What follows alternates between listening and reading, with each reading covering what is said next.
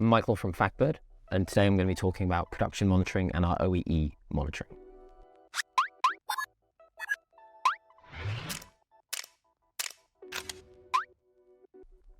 So for production monitoring, this is where we're using a sensor on the production line to track the flow of the production.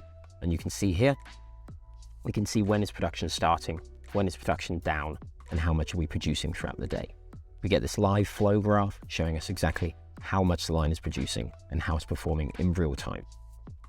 And then below that, you can see we have our base KPIs. How much have we produced today? How many stops have we had? What's our longest stop been? What's our takt time? What's our average stop length? So we can start to immediately, very quickly after getting access to the data, understand the flow of production in our line. And you can actually click on all of these to dive in to the trends of those KPIs. So if we want to look at the number of stops, we're now in our trends tab. And here we can look at the entirety of a month and give us the data for how our line has performed for this KPI during that month. And the reason we have these is to help you identify the good days compared to the bad days. So here we're looking at the number of stops per day. Immediately we can see 7th, 8th, 9th of April only had one stop, whereas 19th, 20th, lots more stops. So now we can start to identify which days we should focus on to dive into the data and understand on a granular level, why was our day so good or why was this day so poor? And once we actually start to look at that and identify those issues, it helps us a lot in driving those improvements and understanding how we can get the most value out of our production. And that is also what we have our OEE scores for.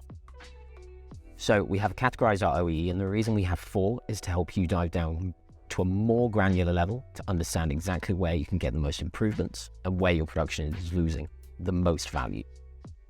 So, for example, we have OEE 1 on the right here, and this basically looks at the amount of time your production line has had available to be producing, should have been producing, and is expected to be making product.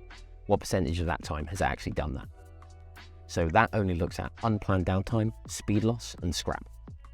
Everything else is not taken into account there. So that basically will tell us we've had 128 hours in the last week where we should have been producing product. Out of that, we've got 77 hours, leaving us with a 59.7% OEE score. Our other ones look at, for example, changeovers. So how much time could we get back if we improved our cleaning times, or if we improved our setup times, or our changeover times.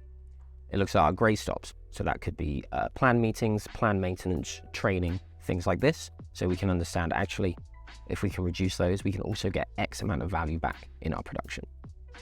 And the last one, TCU, looks at everything. So that includes our null production time. So weekends, if there's no night shifts, it includes the nighttime, bank holidays, that sort of thing. And then we can understand, right, we've got as much value as we have out of all the other areas. The best place we can get more value is actually by increasing our production time.